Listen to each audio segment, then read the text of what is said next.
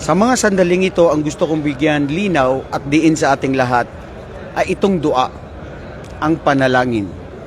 Alam natin ang sala, pag sinabi natin ang sala, ang ibig sabihin nito sa Arabic ay ang dua.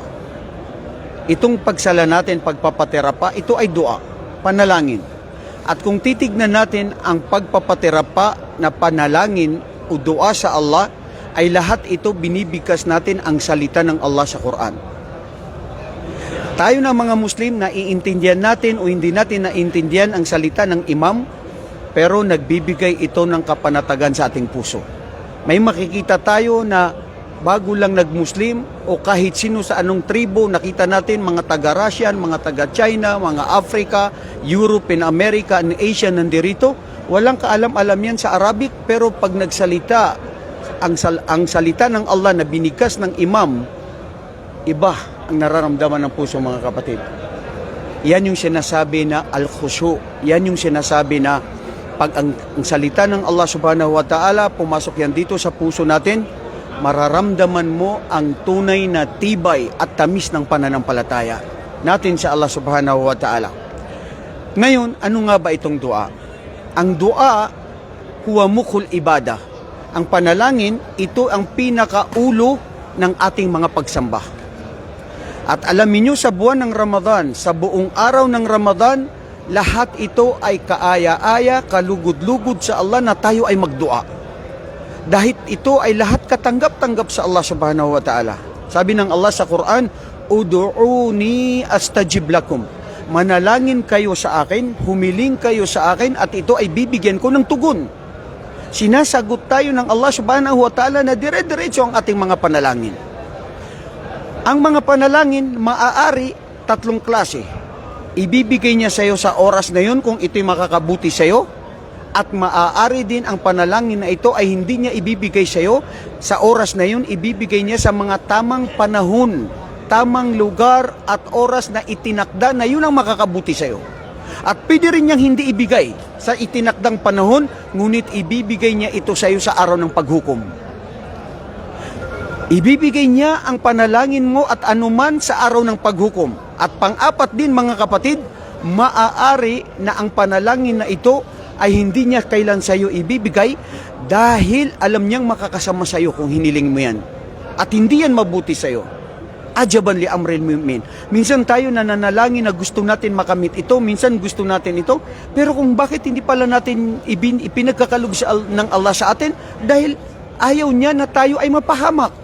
Ayaw niya na tayo ay mawalay sa Kanya. Ilang mga tao na binigyan ng Allah ng kanilang mga panalangin na tinanggap ng Allah, pero ito ay nakasama sa kanila. Hindi mabuti sa kanila. So ang panalangin, ang dua, ay lagi natin itong hilingin sa Allah dahil walang kawalan sa atin. Walang kawalan sa atin, mga kapatid. Una, ito'y ibada. Ito ay pagsamba sa Allah. Minsan tayo nananalangin kung kailan lang natin gusto. Minsan tayo ay nanalangin dahil may kapalit. Anong ibig mo sabihin na may kapalit, Ustad? Ibig sabihin, nagbigay ka, nagsadaka ka, gumawa ka ng kabutihan, tapos yun pala, may kapalit yun dahil hilingin mo sa Allah. Ya Allah, yung ibinigay ko, sana ipagkalumod din sa akin yung mga hiling ko. Ganon ba yun, bro? Na tayo ay gumagawa ng kabutihan dahil may kapalit na ihilingin mo sa Allah? Wallahi, ito na-experience ko. Sa atin lahat. Minsan magbibigay ka ng sadaka. Anong niya mo? Ya Allah, kasi gusto ko na sana mapromote ako sa trabaho. Huwag mo yan paandarin kasi dito ay baka huling tayo dito. So anong punto dun, mga kapatid? Ang punto, ang panalangin sa Allah subhanahu wa ta'ala, ito ay ibada at walang kawalan sa atin. Maaring matanggap, maaaring ito ay hindi matanggap, tuloy-tuloy pa rin ang ating panalangin. Ang imam kanina nagdua, napakaganda ng kanyang panalangin. Nagsimula siya sa papuri, paluwalhati sa Allah subhanahu wa ta'ala, ang tagapaglikha, ang tunay na nag-iisang Diyos. Pagkatapos sinabi niya na ya Rabba Jibril, wa ya Rabba Mikail, wa ya Rabba Israfil. O Diyos na Panginoon ng mga anghel, na si Israfil, si Jibril at si Mikail. Diyos ng sanlibutan, Diyos ng lahat ng sinumang nilikha dito sa mundong ito. Ikaw ang tunay na makapangyarihan. Ikaw ang tunay na nakakabatid. Ikaw ang tunay na walang pwedeng mangyari maliban sa kapahintulutan at kagustuhan mo.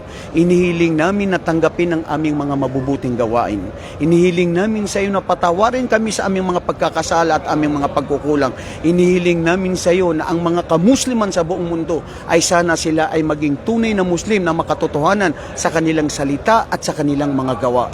Inihiling namin sa iyo ang sino mang may mga pinagdadaanan na hirap, mga hinagpis, mga lungkot, sana ito ay mapawi sa kanila, Ya Allah. Inihiling din namin sa iyo, Ya Allah, ang mga kapatiran namin sa Palestine.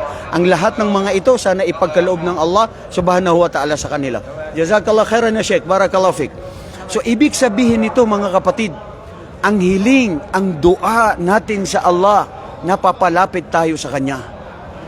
Ito, dito mo nakikita ng Allah subhanahu wa ta'ala kung bakit pa hindi ibibigay niya sa iyo yung panalangin mo. Dahil gusto niya, Abdurrahman, lagi tayo humihiling sa Kanya. Hindi yung sabihin mo, bakit hindi natanggap mo ngayon? Isipin mo, kapatid, mahal ka ng Allah. Dahil gustong-gusto niya na lagi kang humihiling sa Kanya. At kung hindi niya ibibigay sa iyo yun, alamin mo na yun ang mabuti sa iyo. At ang dua na ito, lalo tayong napapalapit sa Allah. Sa ating mga panalangin, ang dua, pinakamahalaga, pinaka-importante ito.